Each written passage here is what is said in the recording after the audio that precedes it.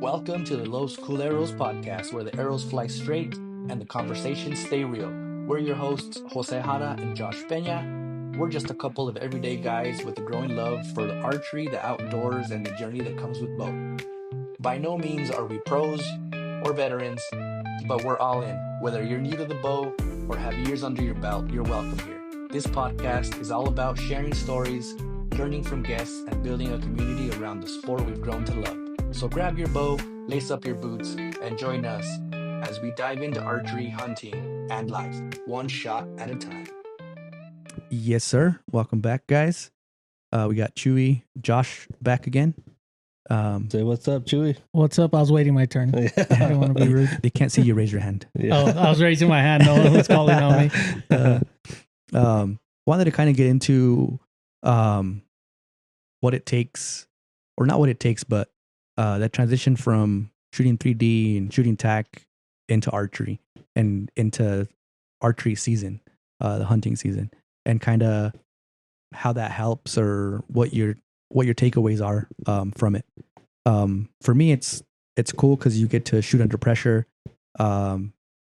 There's a lot that goes into preparing for 3D season, and it's the same thing for hunting season, right? Yeah, I think so. I mean, because depends on. I mean, if you shoot for recreational, like just for fun, just fling an arrow, then and you don't hunt, then maybe not. But for competitors, we have different classes here. You know, we have open, which is your glass and your movable sights. Then you have your bow hunter class, which there's a lot of people in there. And the way you set up your bow for shooting 3D targets, realistically, should be pretty close to how you shoot your bow when you're hunting, right? So, minus the broadhead, of course. Yeah. Right. Yeah, that's a good point. And something too that we can get into is, how we're starting to break tradition. You talked about the bow hunter class specifically, and that was ideally made to make it more realistic, to make it more, this is what how we're gonna hunt.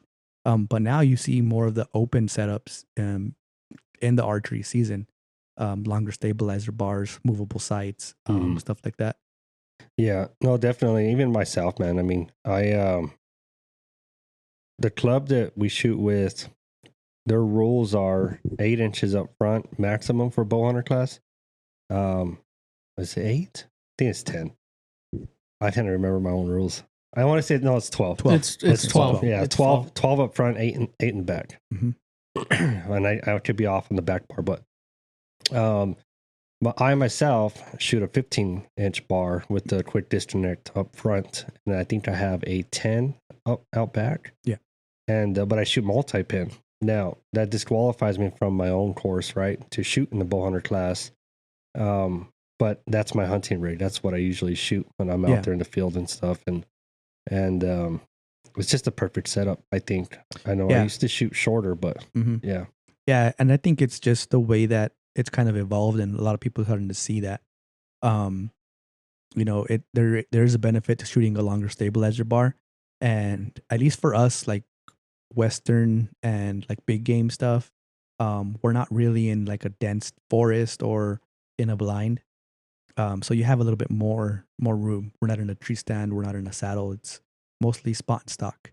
And I think traditionally, the shorter stabilizer was more predominant. Everyone really liked that setup, and now they're starting to see the advantages of having a little bit longer stabilizer bars up front. And that was one of the things that Chewy noticed up in TAC, right? Yeah. The stabilizer setup. Yep.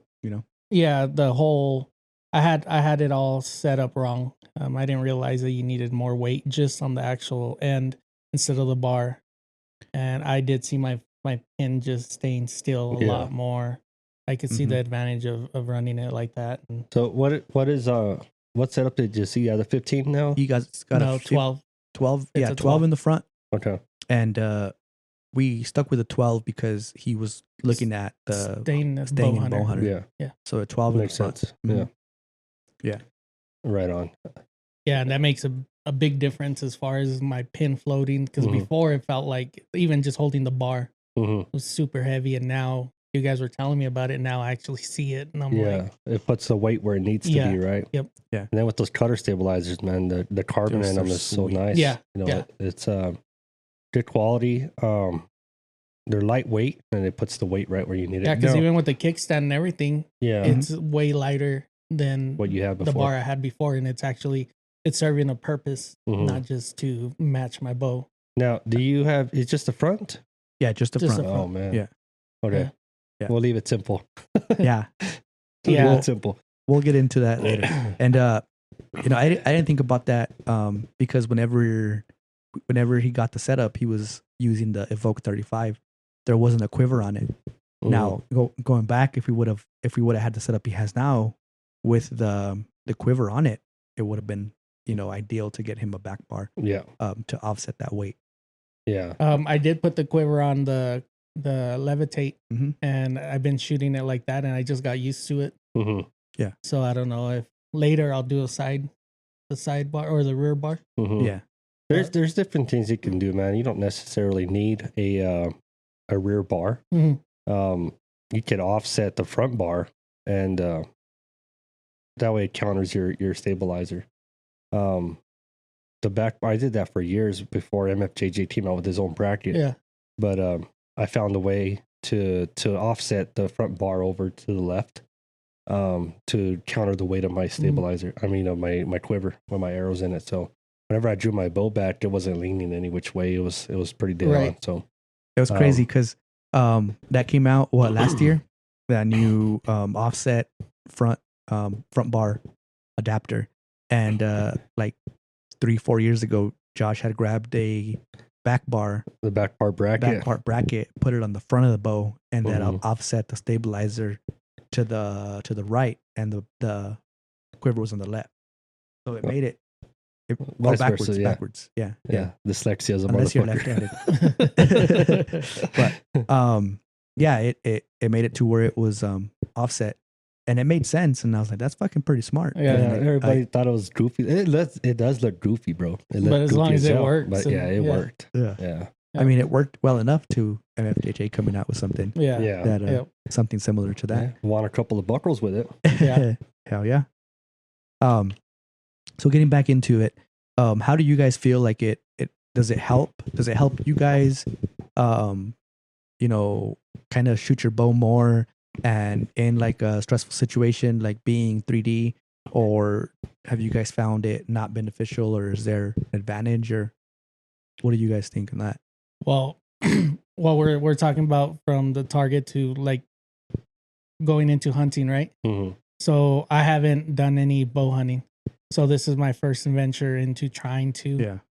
But I do see an advantage of doing 3D because you could actually see an animal rather than just some kind of target, just a bag or something. Mhm. Mm-hmm. And then the way you set it up, it's either, you know, the last time we set it up, we had a log in front. Mm-hmm.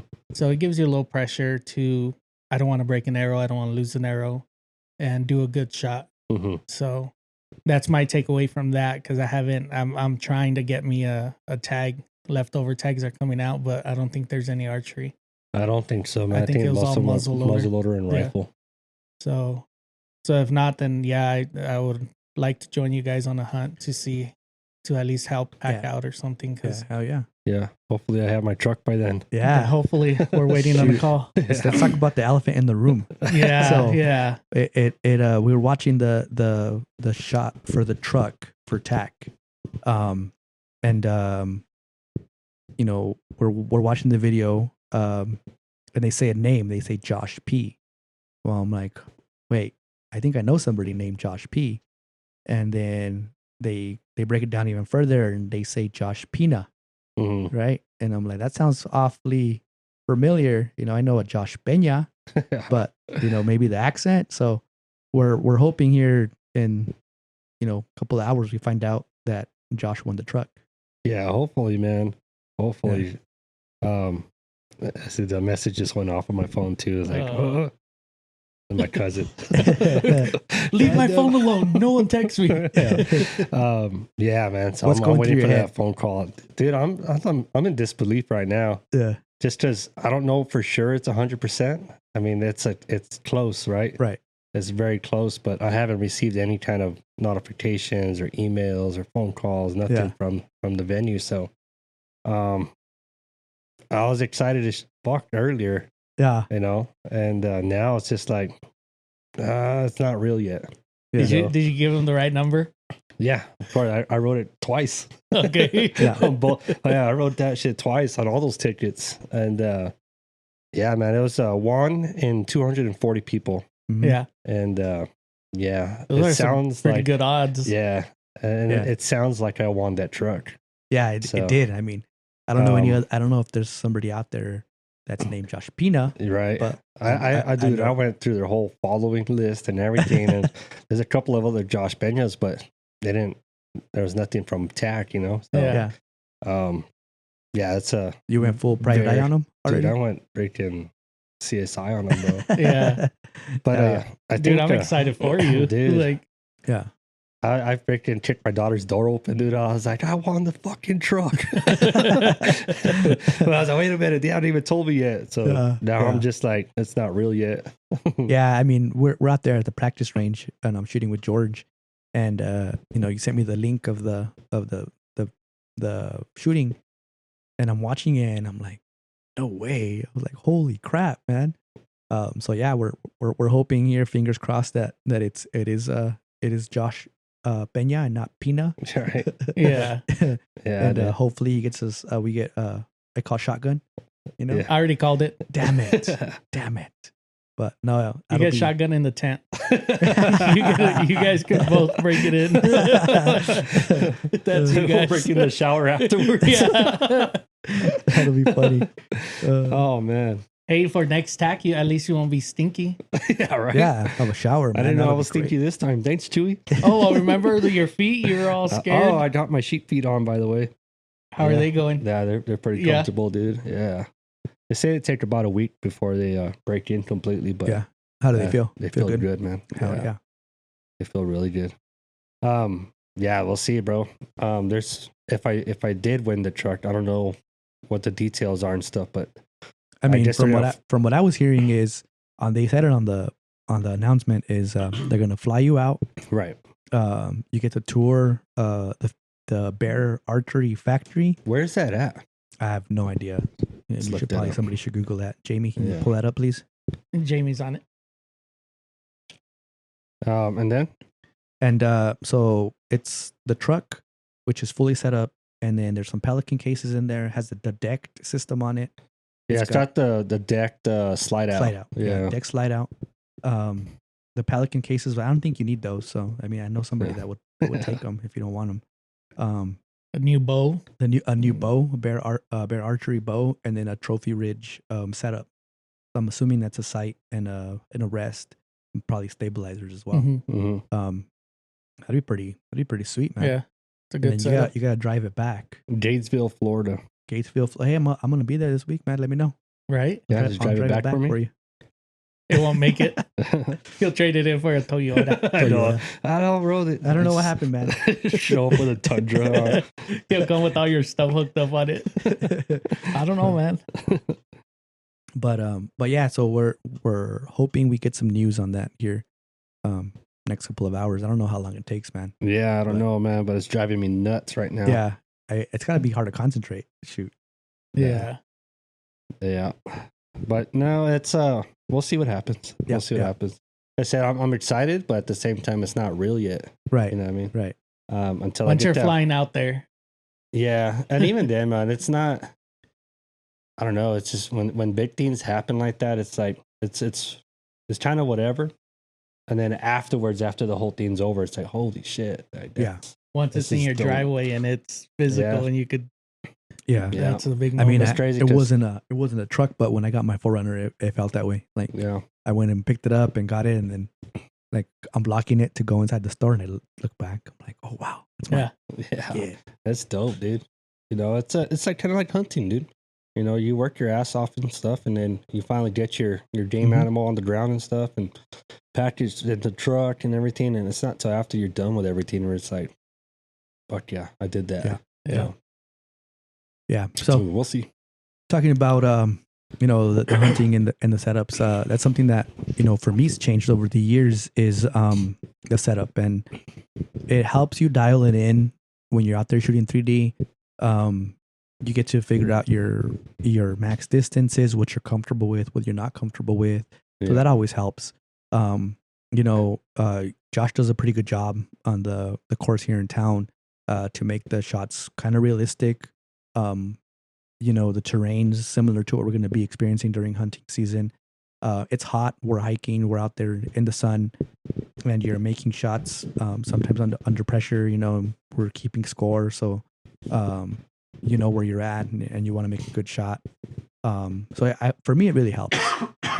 It really helps the preparation as far as the equipment, and then also, man, if you're too busy and you can't get out and you can't get out there and hike, at least it gets you familiar walking around and kind of I wear my hunting boots out there, so break those in before the season, and then you start to figure out what's comfortable, what's not. Earlier in the season than just starting, when you go up there. Yeah, it could definitely be more than just a 3D shoot. It's a whole learning experience. You can. I would like to set up harder shots, and that one you were talking about, Chewy, was the one that he decided. Yeah, we had just came back from TAC and like, no, let's throw this out there and stuff. So, like something he implemented because he was helping us out. I don't set up the course by myself. We have a crew out there now, but I would want to have harder shots like that, more technical shots, because we do have a lot of bow hunters that shoot our course. And it's just a lot of our shooters too, they don't compete with ASA. And ASA has their own rules where you have to have a flat surface. Your target has to be flat facing towards you. Right. With the open lane. So. But are you part of them? The ASA? Yes and no. So we run their insurance, and we did have shoots with them. We didn't do one this year. But it's I guess it takes away from practice from the people that actually do it still. Oh, okay. And who knows, man? Maybe next year we'll do an ASA shoot here again. Right. This year it wasn't in our cards. I didn't feel like it was in our cards, but next year it may be different, Well, the weather was so bad. Yeah, and that's another big thing too, man. Is like I try to think about the people, because our first 5-6 shoots, the weather was horrible, dude. And to have people drive all the way down here from freaking Farmington or Carlsbad, Hobbs, and have a windy shooting day, it's not fun for anybody. Yeah. And travel's dangerous too. Yeah, dude. So there's a lot of factors to it. There's a lot of factors to it. A lot of thought went into canceling our ASA shoot here. It wasn't just an overnight thing. But like I said, maybe next year. We had some pretty fortunate weather last year, and this year wasn't in the cards. But for the bow hunter, shooting in the wind, we're in the desert down here, man. Yes, it's windy right now. You know what I mean? And you can't predict that. So being able to learn your bow and your distances and what your arrows are doing and stuff is key before the hunt. So even if you're not shooting the bow hunter class and you're shooting another class, even recurve, it's good practice to be out there and shooting in the elements and getting to know your equipment. There's also there's mounds here, so if we can set up on a high mound and shoot down, then you find out your third axis is off or something, and that's a big deal too. It definitely is, yeah. So there's a lot of benefit from shooting 3D and transitioning into hunting. Yeah.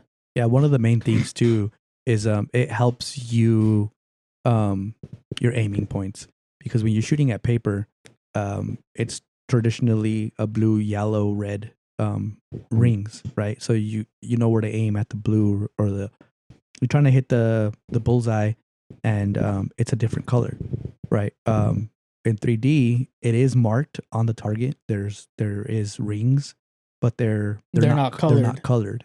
Mm-hmm. So a lot of the times, what you'll do is you'll look to your binoculars and you'll look for the 12 ring that you want to hit, and then you can zoom out and you can see like maybe a shadow or maybe a stick or a little branch, and you can start to use that as a reference point to aim at the target.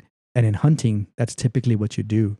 aim small, miss small. So you'll aim at a small piece of hair or a shadow or a white spot, something, and it helps you to hold on that. So that's something that's helped me over the years and from 3D, kind of taking that into the field and, learning how to aim on something that's not a different color. Yeah. When I'm shooting at my house, like at a bag, you could tell you have the black and it's easier to shoot at that. And then when I go out to my 40 yard and I have my doe right there, then I always try to, like, I see the lake coming up. I try to pick a spot. And depending, like yesterday I shot kind of late, and with the sun coming down, it was so hard to see that. I'm like, man, there's no way I could. That's why I'm like, man, no wonder you can't shoot, you can't see it. And did you have the glass on? No. No, I haven't put the glass on because I want to sight in the bow without it. Oh, okay, yeah. But I do. You're telling me about the clarifiers. Yeah. So I wanted to try that, see if that helped. But I do know I need to get new glasses. So that might be another.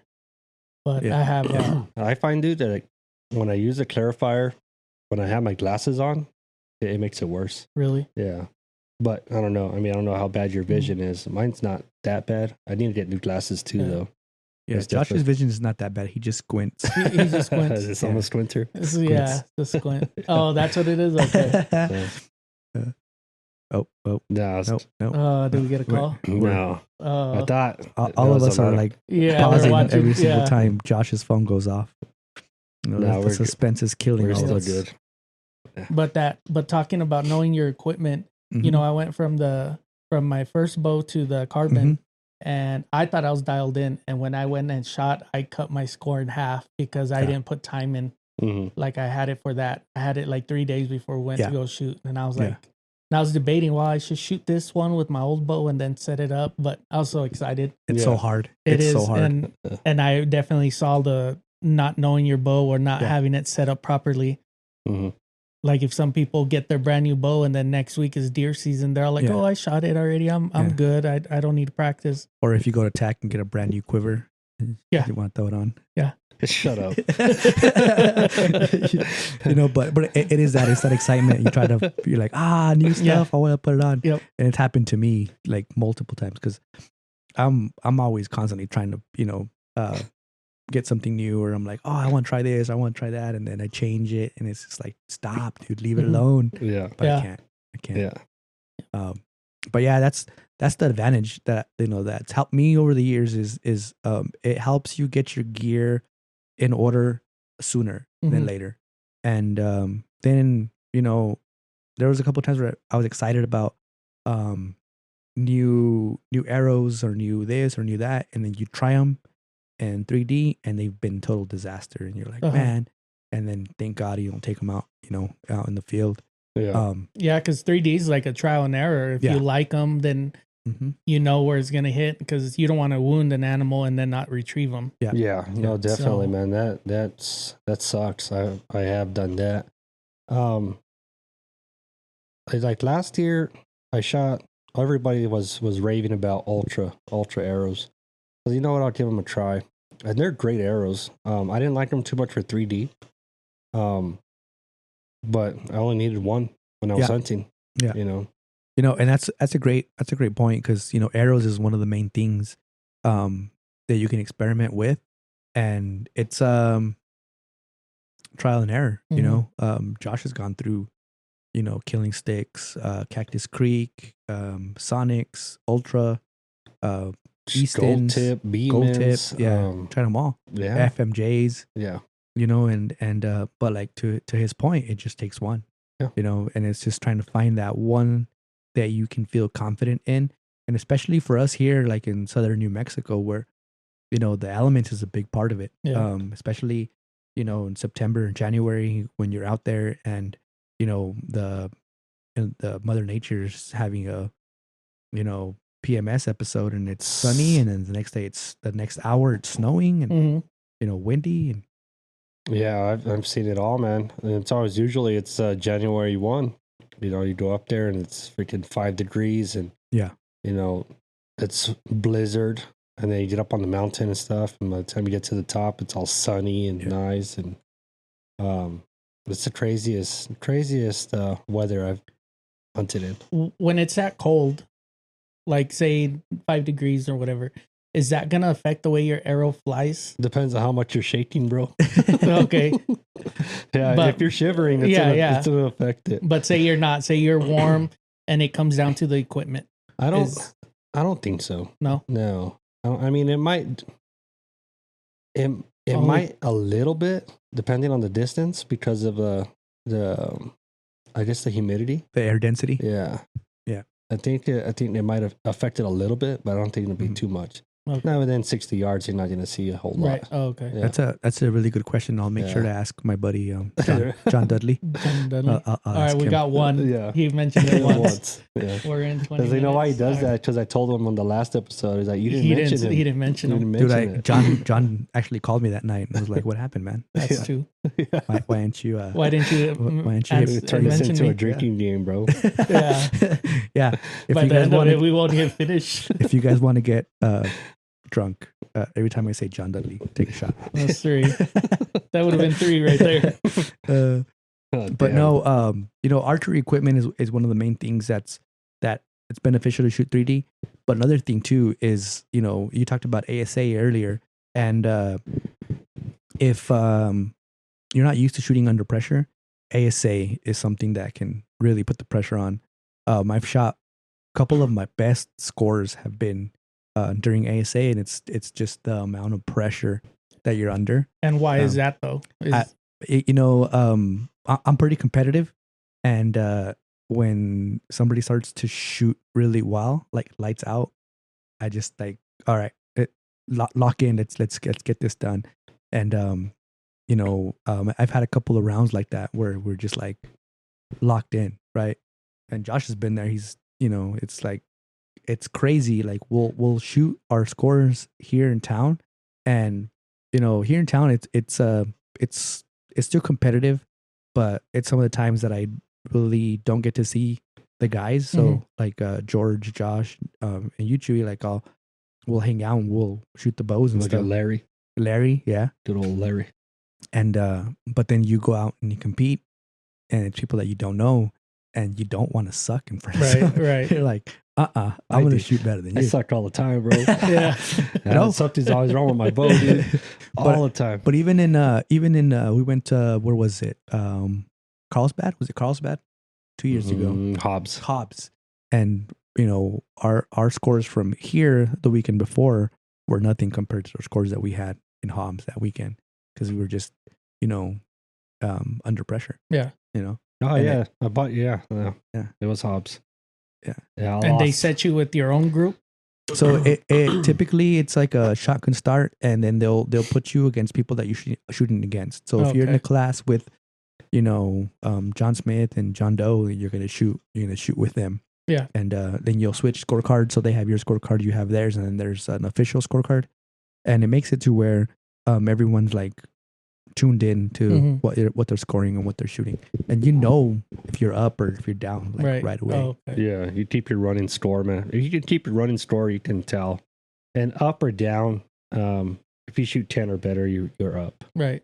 But when you trade scorecards like that, one person has all the official cards. hmm And then those scorecards, you have your unofficial and your official have to match. Right. If they don't match, then that's up to the director what he wants to do with it. But that's the idea of it, so that there's no pencil whipping. hmm Yeah. So And the pressure's on. So yeah. I mean, a high pressure situation, there's nothing like, you can't emulate like holding on to a live target. Right. Right. But the same pressure applies when you're yeah. down 2, or when you're down 2 and the guy hits a 10 and you have to hit a 12 to come back. I think the only way you can implement it, man, ideally, is to give yourself an allotted time to make the shot. Like, I'm going to draw my bow back and I'm going to give myself 15 seconds to fire this shot and try to be as accurate as you can at that. Because you don't have a whole lot of time. No. A lot of the times, they'll come through a window and they'll stay in the window for a brief second and then they're out of the window and you don't see them ever again. Mm-hmm. So having some experience on that, saying in that time frame, you might have better chances of making that shot happen. My buck, he was out in the open, but he was watching me the whole time. Yeah. So I held on him, dude. Well, you guys seen me, shoot. What was it? My record Whoa. time? You're averaging like a minute 30. Yeah. A minute 30 of holding. Yeah. Yeah, that's ridiculously long. But it got better towards the end of TAC. Yeah. I was trying to figure out when the damn release was gonna go off. Right. But yeah, you don't want to be holding that long if you don't have to. Yeah. And I'm doing it because I can't figure out the hinge. Mm-hmm. But on my buck, I was still having that target panic, so I was trying to get my pin on him, and I couldn't do it, and that's why I was holding for so long. Yeah. But yeah, if you practice that, I think you'd be a lot better in the field, honestly. Mm-hmm. So would doing, say, like a 10-second sprint, grabbing your bow, and then trying that, or doing push-ups with that? There is a new like school of thought with that, and like it's like what does he call it? Oh my god, elk shape. Yeah, high pressure. I don't know what they call it, but they do like a stress test. Yeah, to get your heart going. And what it is they'll get your heart elevated, because that's what you're gonna feel like when. Yep. I mean, man, if your heart rate doesn't elevate when a elk bugles, or when you have a nice buck in front of you, I don't know if you're alive. But because I didn't mean to cut you off, but that's what, when we had my son's hunt, I would tell him like, hey, do a few jumping jacks, get your heart rate going, because when you're out there, like you said, there is no pressure. Mm-hmm. It's might be pressure between us or whatever, but having that deer right there or whatever, your adrenaline's gonna take over. And because I know a few years ago I had my eyes set on this buck with my rifle, and buck fever hit, and I forgot everything. Right. I couldn't stop shaking. Yeah. I did everything wrong. I missed them. Mm-hmm. And the following year I went to Oklahoma for a hunt, and I just tried to relax myself. It was a different scenario, but I was still excited. Right. My gun was on a tripod, so there's no shaking involved, but got it done. But that's another, that would help. It's all about, the way that you deal with pressure. And it's a good practice to try to emulate that pressure early on. And a good example is we're at high desert, and we're not in a high stressful situation, but the second that he tells you, draw your bow back and I'm going to watch the arrow come out of your bow, and you get nervous, right? You're like, oh, yeah, crap. I didn't realize it was going to be so like, because that dude was right in your face. He was cool. Like, it wasn't like, but just, he's okay. When I was paper tuning, man, second shot, I hit that metal. God, my heart almost, I didn't know what happened. And he's just there watching you, and I'm getting hot, sweaty, and then so was Hada. Stop. I'm like, but I'll give you my number, but it's the same scenario when you're shooting, in a high stakes scenario like in 3D, ASA. There's belt buckles on the line. Mm-hmm. There's bragging rights on the line, and you get that way, asshole. You start to like feel the pressure, and it translates into the hunting season because it makes you a little bit more relaxed. Like you're like, all right, I got this. Yeah. That stress test, man, it's like let's say hypothetical, right? You're walking up the mountain and stuff. You come around this juniper tree, and there's a buck standing there. You're all out of breath. Are you gonna sit there and take your time trying to catch your breath, or are you gonna try to draw your bow back and shoot something? Yeah. So it's one of those situations that you want to be prepared for. Well, TAC did a good thing of that.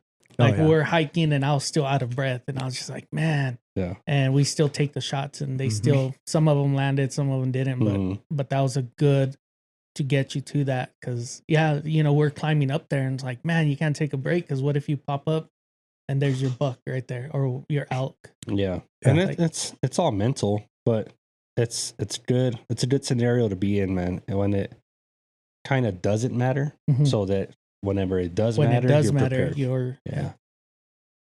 Yeah, that's the one thing that we've found about TAC, and I know you got to experience it this year, and it really puts things into perspective. Like it gets you in tune for hunting, and it really tests the limit of your equipment, your furthest shot, and what you're comfortable making, what you're comfortable taking.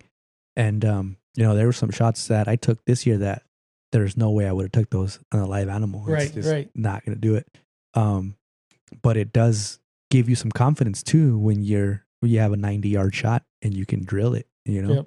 And Josh did that pretty consistent The this last Yeah. target, he nailed Dude. it. Yeah, I drilled the shit out of that Yeah. one. year. Yeah. Inside out, Yep. 12 on that ram. Was it? It was That a was ram. a No, deer. It was a deer. Yeah, the deer. Yeah. Yeah. I mean, yeah, thread the needle for that one. Mhm. And we Yeah. all hit that one. We all hit. Yeah. Yeah. Yeah. Yeah. Not But 12s. But no, you're the only one who actually Yeah. Yeah. dropped it. Yeah, that one, I mean, it's crazy because it was fucking wobbling myself down the damn mountain and Right. shit. Yep. And then tired as shit. And those guys are watching us, huh? Yeah. And just Yep. everything broke good on that shot. It did. It did. It broke great. And yeah, sure as shit, man. Center 12. Yeah, there's nothing I was pretty like excited about you it. can feel it when you got a nice clean break and Mhm. you're like, oh, drilled it. Those are before the things that mess with your mental though. Like, because if you know you had your pin set, you had a clean break, and you don't know where that arrow ended up, is that Yeah. what happened? Yep. Yeah. And is it going to happen again? Yeah. Oh. Yeah, definitely. And that's that's the kind of stuff that it's good to work out during the season of 3D. And cuz it's all scores and you know, trophies and all that Mhm. stuff, but it's so much more on the live animal. You know, you don't want to wound them, you don't want to Right. take a bad shot. There's a lot more on the stake when you're hunting, but it gets you prepared. It Mhm. definitely does. Yeah. You know, it helps you tune your equipment, gets your mind right, and then gets you right into the hunting season. You know, Yeah. There's a lot of different things too that you can learn on a 3D course, you know, if outside of competition, right? hmm So we, of course, are like people here, our members are competing to do a buck now. Whether they're serious about it or not is up to them. But if you want to be a better bow hunter, I think hitting your local 3D course would be ideal. hmm And you don't have to shoot 12 rings. You just go for kill shots. Right. Yeah. Shoot your kill shots, or try shooting unknown yardage, Yeah. or try to guess your yardage, because you get good at that stuff. Like, I mean, I had my first buck that I killed, my rangefinder died. The battery ran out. I didn't have an extra battery, and I had to guess the range. And I suck at ranging, Yeah. dude.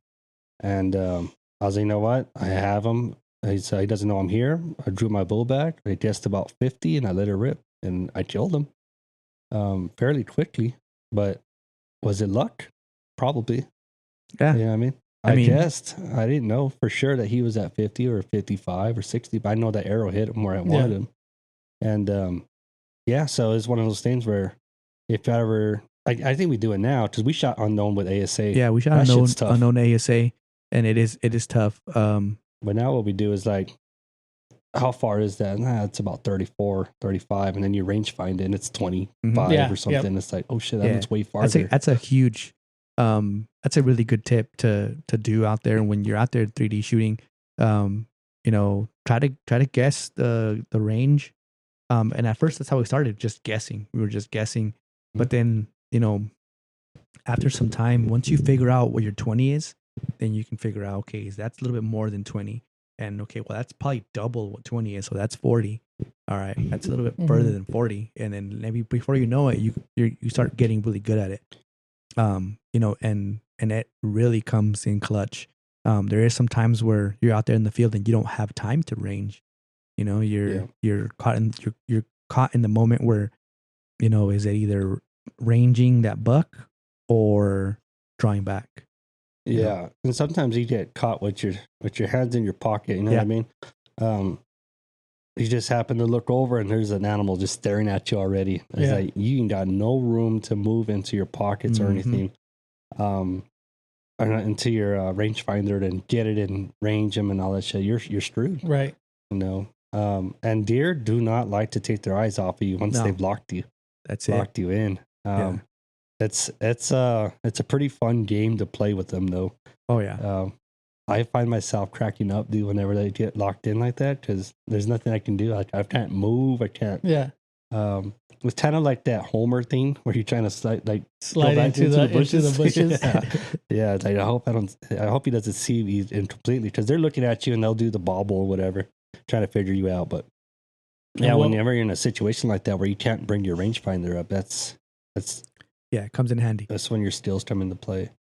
And in that situation, when they're locked on you, are you going to want to pull back? Or are you going to want to see if he starts maybe just ignoring you and walking away? Or Yeah. So I don't think, and I'm not an expert bow hunter by any means. I'll wait. you wait? I'll wait. Yeah. Just stand there and just sit there, try not to move. Hopefully don't get a cramp. And just sit there, man. I try to stay in my outline. Like everything, if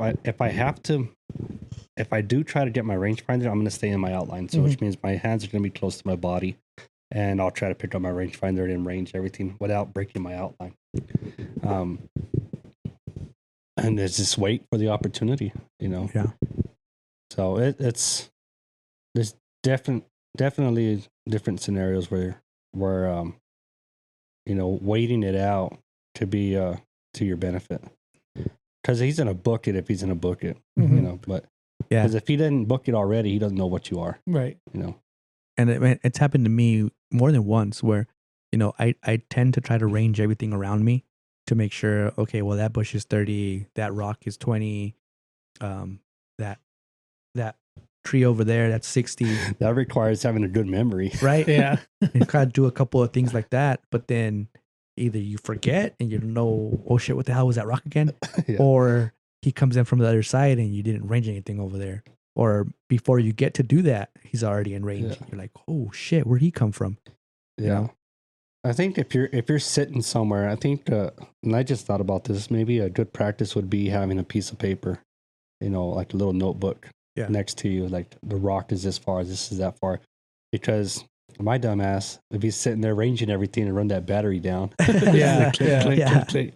Oh, which one was that one? And you were messing with a rangefinder and shit, and then your animal walks in. But I think, didn't realize how noisy my rangefinder was. And a couple of years ago, I'm sitting there and I'm about 45 yards from this deer, and I'm just sitting there, click, click, click, click, click, click, click, like clicking the button, and his ear stands up, and then I'm like, oh, I think he heard me. I never thought about that, but yeah, I Yeah. could hear the click. I don't know if anybody else could hear it, Yeah. but I could hear my click. Yeah, Yeah. that's not mine. Oh, That's oh. not mine. That's not mine. Oh. Sorry, guys. No, you're good. Sorry. Got all excited. Yeah. I was like, oh. Also, what they're calling me. I won and I didn't shoot them. I didn't shoot for it. But yeah, that was one thing that happened to me is I was ranging it, and I just happened to click it like 5 or 6 times, and I think he heard me. Yeah. And I was behind a bush, and I was like, you know what, I'm gonna draw back, come out of this bush, and see if I can take the shot. And it didn't work out. But No. See, he heard it click. So if you can avoid having to click that rangefinder, if you know the range, Yeah. it's an advantage. You know that rangefinder has a continuous range? I did not know If that. you hold the button down, it'll continuously range whatever you're pointing at. That's cool. But would that kill your battery? I mean, if you leave it on, yeah. Right. But yeah. Hmm. So yeah, that's the Nikon ProStaff 1000i. Mhm. Yeah. If you hold it down, it'll do a continuous range. So whatever you're pointing at, it'll constantly be reading it out. Man, I did not know that. Yeah. So you don't have to click it that fast no more. Okay, so is there like I know I have a scope that has a rangefinder inside of it. Mhm. Mhm. You have to know how to use it because it has the lines, and Mhm. if your animal is second mark, you're this. Is there anything like that for a bow? Like an indicator on the side of your sight where you could. There's actually a site, and I don't There's remember 2. who makes it, but 3. I know it's an IQ. You're talking about the there's one V? that has, yeah. The Yeah. V. Okay, yeah, I've seen that one that Yeah. has Yeah.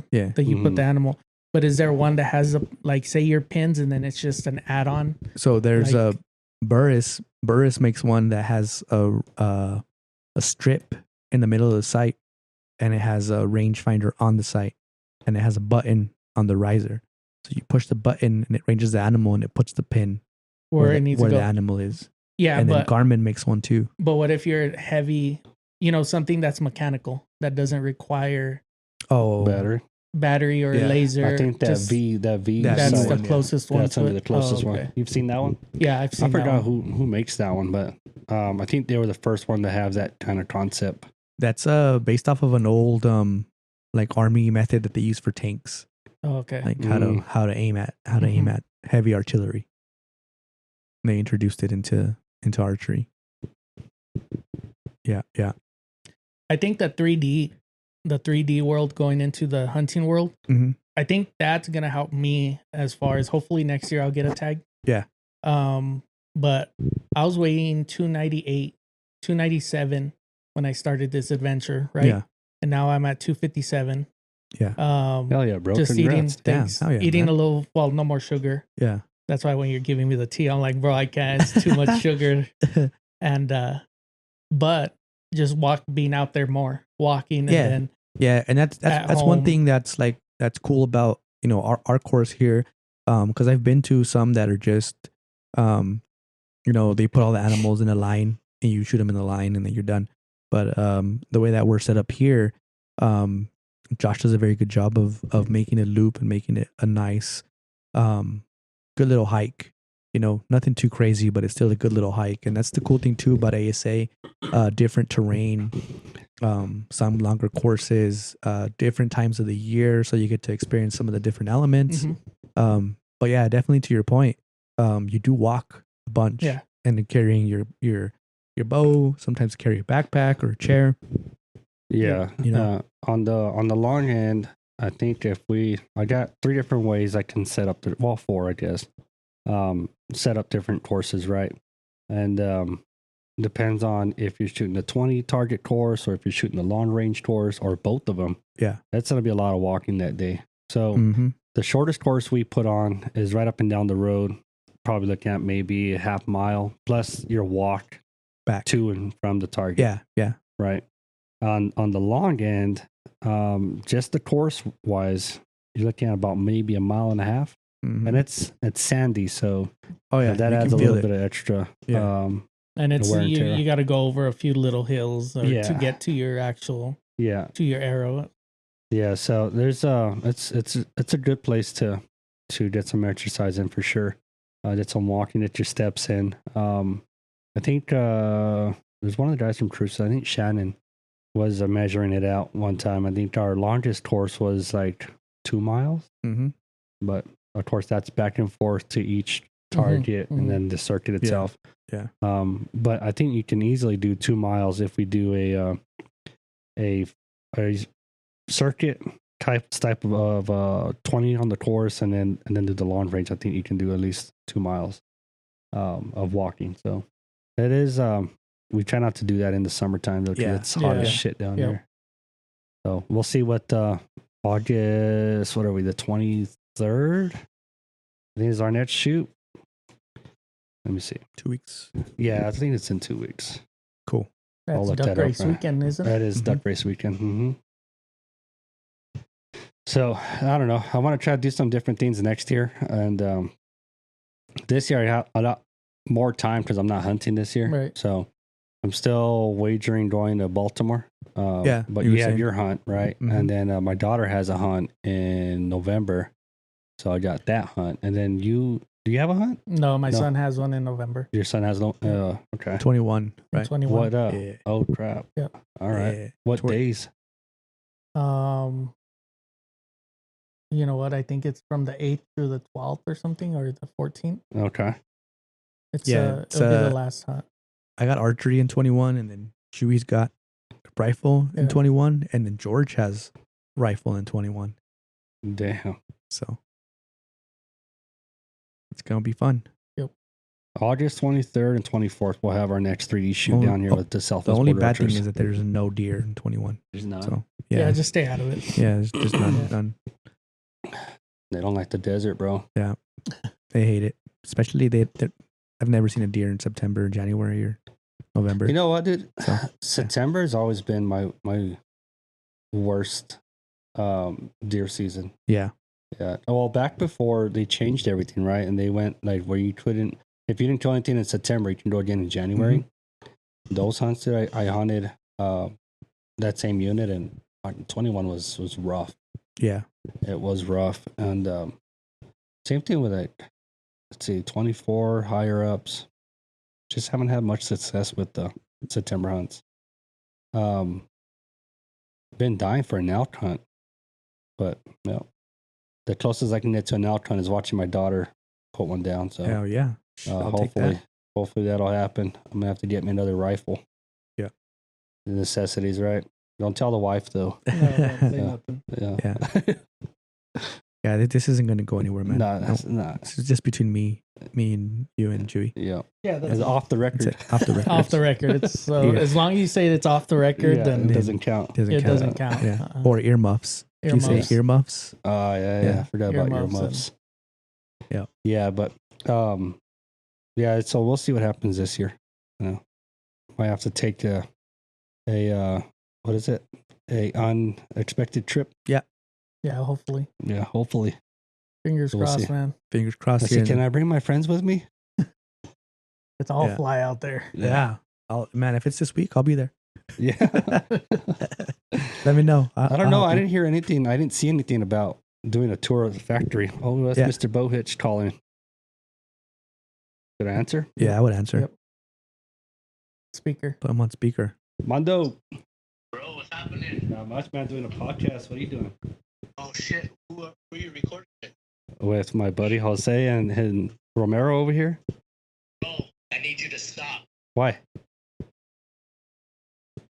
Did you hit the fucking truck thing? I did, bro. We're trying to find I'm not out. kidding, bro. Yeah, I think I won. I'm fucking I'm pretty positive you won. Oh shoot! Yeah, dude. I just watched the video and it's from Colorado because my homie was over there too. Yeah. Josh P. He said, Dun dun Yeah. dun. Pina, Yeah. Yeah. bro. Yeah, dude. How are you not freaking out? I'm freaking out for you. I think we all Dude, I went freaking through my out. whole freak out Oh, you process really- already, bro. But it's just Oh, like, I just heard it now. yeah, Ask until him they, if he can reach out to anybody.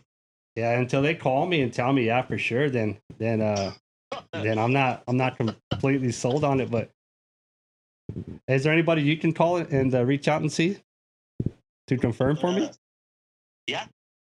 Let me give him a call. All right, appreciate it, dude. The answers, yeah, for sure. All right, cool. Later. Damn, man, you Oh, failed. You yeah. should have put the mic to the phone. Yeah, you should. I was pretty close. Yeah. I was hearing him. Yeah. I was Oh, able to hear him. Okay. yeah. Okay. He's like, dude, stop. Stop. Stop. Stop it. Ah. Stop. We're So- not stopping ever. No. So we're trying to get confirmation. Did he?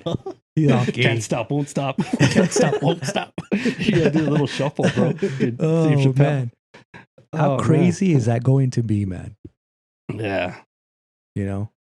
Oh, you want to see some good news? I mean, off the subject, but Oh heck yeah! that's Blankenship, bro. Killed a caribou. Oh dang. Yeah, he's in Alaska right now.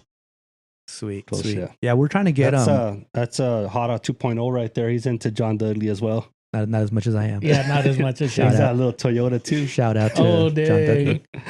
Wait, is it a 4Runner or a Tacoma? It's, Probably a Tacoma. No, it's a it's full runner. full one. Oh, it's a full one now? It's the one Yeah. that goes to the shoots.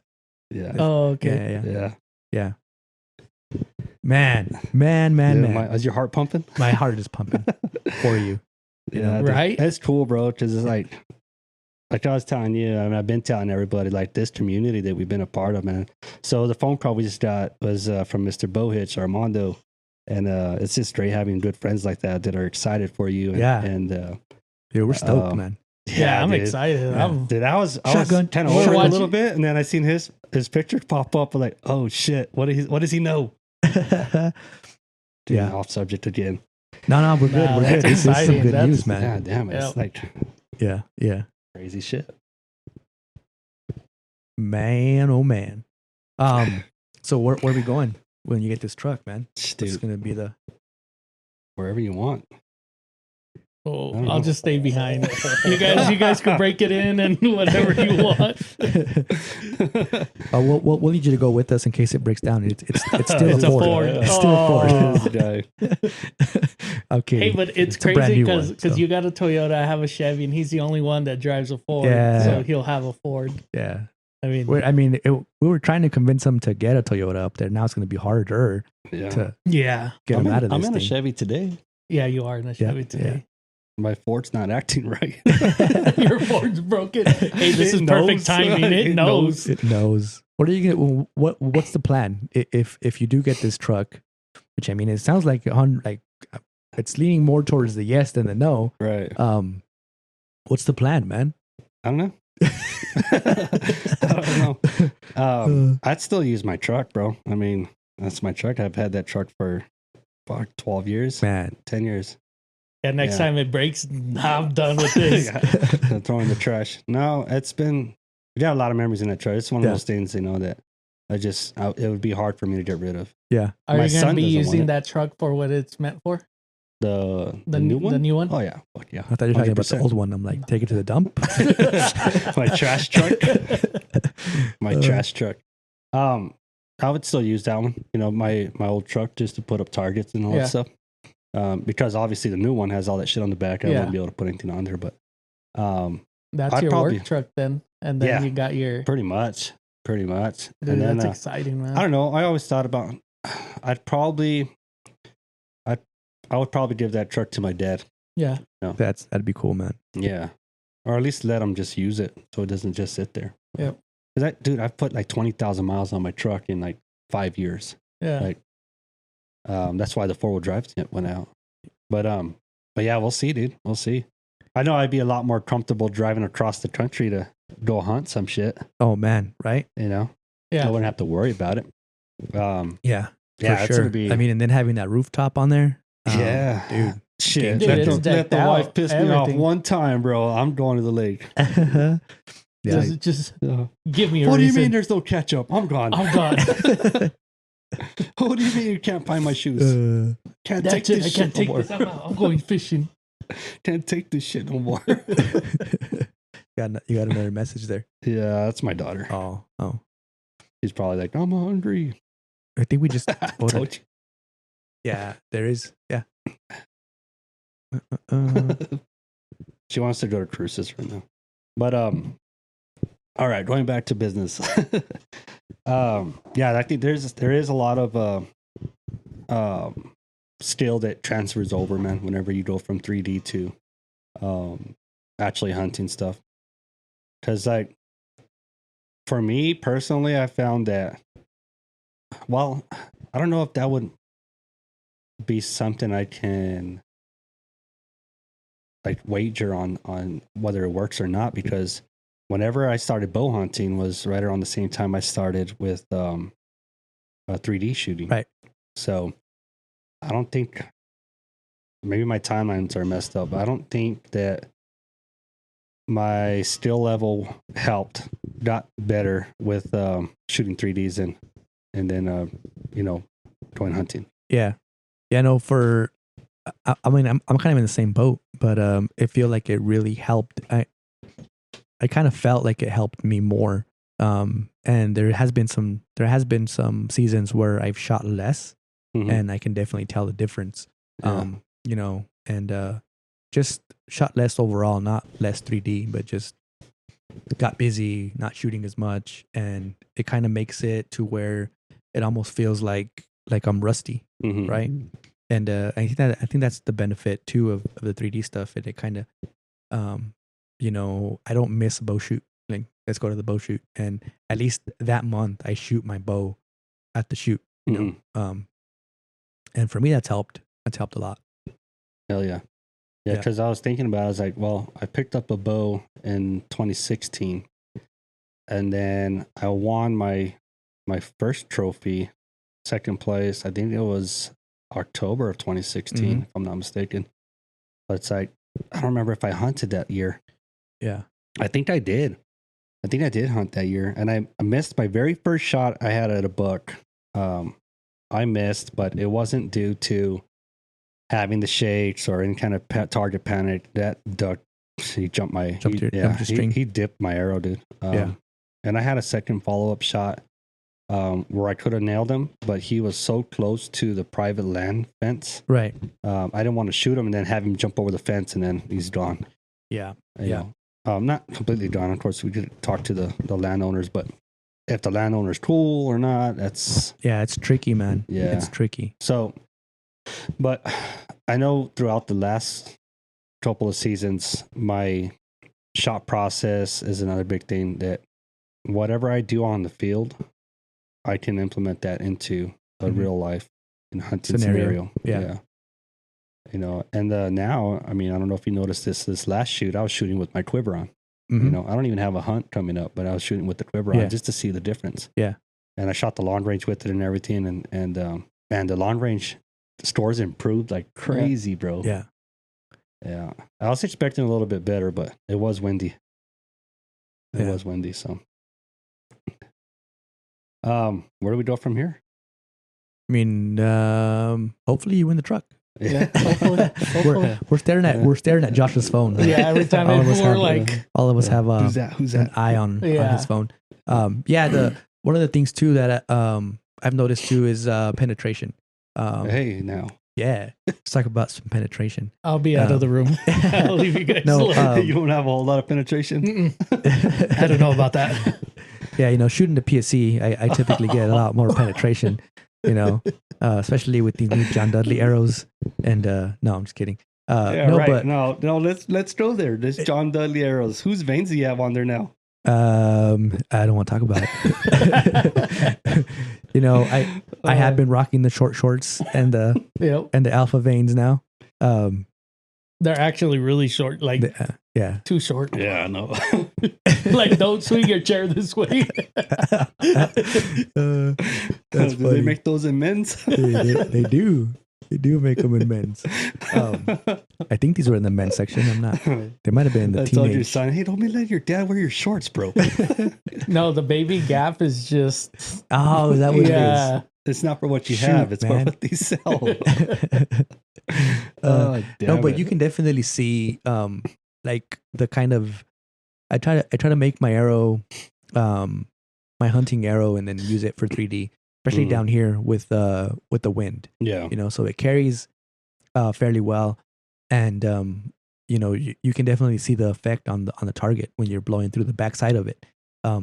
It gets you kind of like excited to try to put that through an animal. Yeah. The And that's craziest just a feel thing. point. Yeah, no shit. But you're shooting a 5mm, the 5.0 Easton, you Yeah. know, and the crazy thing about it is you are blowing through these targets at a short draw length. Yeah, You you know, got the that's not. T-Rex arms. Yeah, so that's not something you see too often happen. I think on our course, because I mean I'm shooting 29-inch draw. My arrows never go all the way through. Yeah. Oh, the FMJs used to. The FMJs. But you could definitely tell the kinetic energy behind it and the punch that they have. Yeah. And Um, the crazy thing about it too is that we've been to a bunch of 3D shoots and your targets are like pretty well maintained and the inserts are fairly new. So it's not like we're blowing through like Old some stuff old or- targets that that old dried up stuff. that have been shot a million Yeah. times. Yeah. You guys do a very good job of switching out your inserts when they need to be switched out, so you're not losing arrows and you're not breaking stuff. So it's good to see the penetration, and then you hope to translate that into clean shots in an archery season. We don't test broadheads out there on your 3D course, but you can definitely test your setup, your vein configuration, your shaft selection, your nocks. Sometimes you feel like you have a good knock fit. Sometimes you don't, and it's good to figure that out before you head out there to the field. Yeah. And another cool thing too, man, is that we have the space out there. Thankfully it's not our property, but the city of Deming is what do they say? Gracefully? Mm-hmm. Graciously? Graciously? Yeah. Enough to let us use it and stuff. But there is plenty of room out there, even when we're not shooting. The posts are still there to hang up a target. So Yeah. if anybody really wanted to go out there during daylight hours to go and set up Mhm. a broadhead target and shoot them out there, they can do that. Yeah. There was some big plans. Hopefully they're still coming in the future. But there was some plans to turn that shooting range into something a little bit different for our archery community Yeah. around Deming. So still working on that. But hopefully we have some things out there so that you can actually fire a broadhead out there and Mm-hmm. not have to worry about shooting your neighbor's dog or anything like that. Right. We don't have anything indoor here in Deming. yet. But I think having a space where it's safe to shoot a broadhead and see what it does without the risk of harming anybody or anything, that's going to be ideal. So, yeah, definitely. And we were out there today for that. There's Mr. Bohitz. Let's see. Put him on speaker. He won't answer.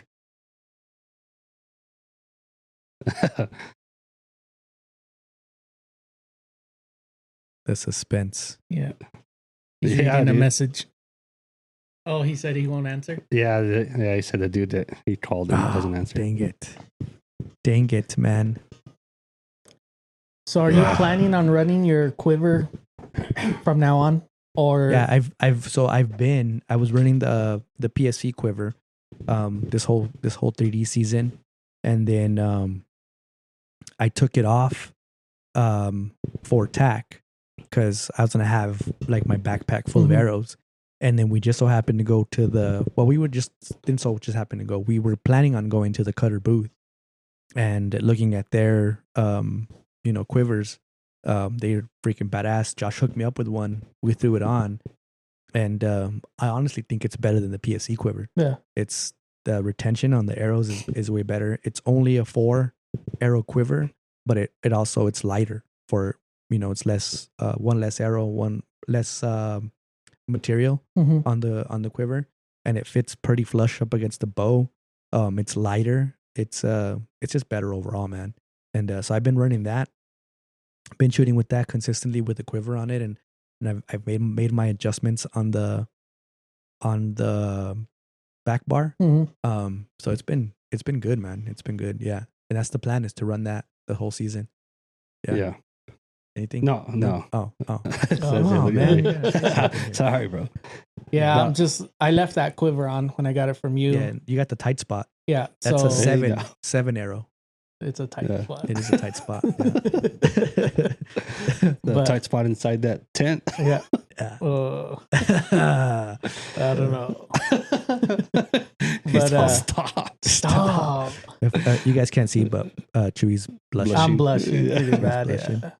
Yeah. But no, I'm just gonna keep it on and run it that way. Yeah, I mean, I would. It's because my plans are, I do want to get a hunt, and I don't want to be switching from. Yeah. I want to get used to it and run it that way, and then.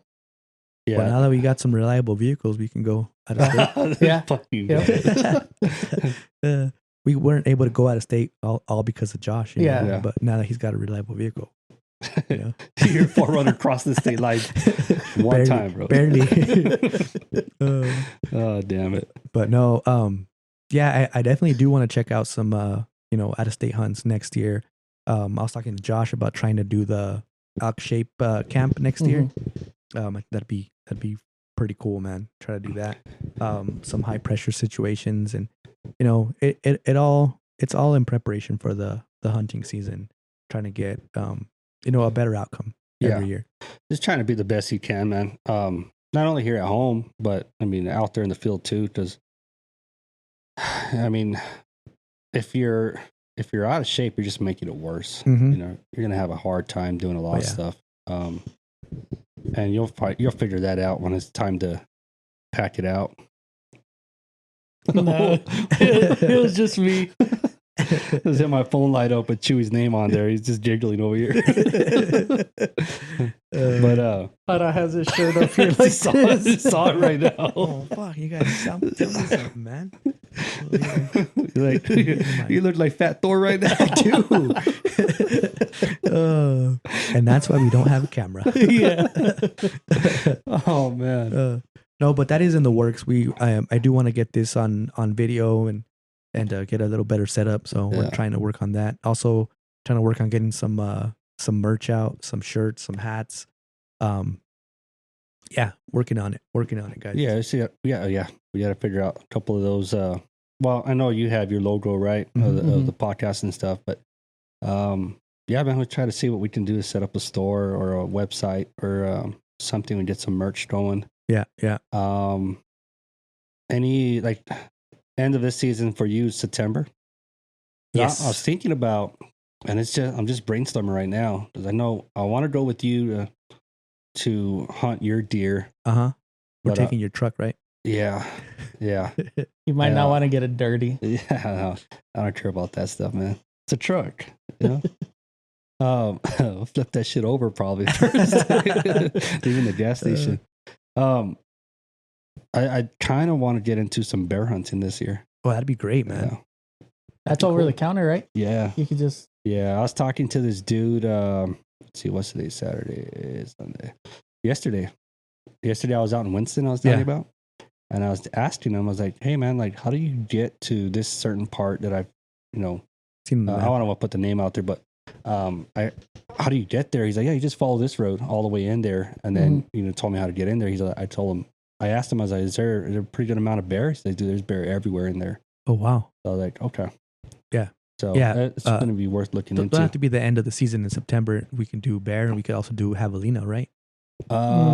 You have to draw for javelina. Yeah. You have to draw for javelina. Yeah. You got to draw for it. Now, if you want to get an over the counter tag, that'll be Later next year. Next year. Yeah. Okay. Next year, January. Well, I think that'd be a good game plan to start the season early and get some javelina, do some bear hunting. Just try to get in shape and try to get that done earlier in the season than later, like I did this year. I mean, man, I slacked this year, so I'm gonna be dying Yeah. in September. I need to get my my shop back up too. It's all dismantled right now. Yeah. So tomorrow I'll probably pick up the that toolbox Mm-hmm. and get my press back on it and everything, and get that all situated too. So yeah, my shop back in operating. Yeah, I back still in got order. my buddy still wants you to hook up his bow. Yeah, dude. Right now, I mean, I could probably even do it at his house. Yeah. We'll figure it out. We need to figure it out. He works with you? Mhm. Okay. He lives down the road right here Oh, does he? Yeah. on the other side of Chaparral. Okay. Cool. Yeah, maybe we can go by his house and get it all done. Yeah. Yeah. Right on. Closing thoughts, guys. What do you guys think? I mean, we haven't got the phone call yet. Josh has. No. We haven't got the phone call. Yeah. We're still fingers crossed. I'll check my emails. Yeah, it check says- your emails. Closing thoughts. I think you just need to get out there and keep shooting. That's it. I got this cool shirt on. Arrow therapy. Arrow therapy. There you go. Those So, dropped today. yeah, Yeah. you see that? And then yeah. yeah, so he's got a bow that he's giving away too. So if you guys are interested in Yeah, think check you out have to a go- bow, you got to go to arrowtherapy.com Arrowtherapy. and enter. It's a brand. It's a no. It's not. I thought it was a Hoyt. It's not. No, it's a it's a lift. Matthews It's lift Matthews X. lift. Yeah. So, go and look up Ty Jordan and enter in to get a bow. No purchase necessary. No, sir. All right, guys. We'll see you guys on the next one. We're gonna sit here and cross our fingers and hope that we get some good news and Josh wins a truck. Yeah. All right. See you guys on the next one. Link in my bio. Subscribe.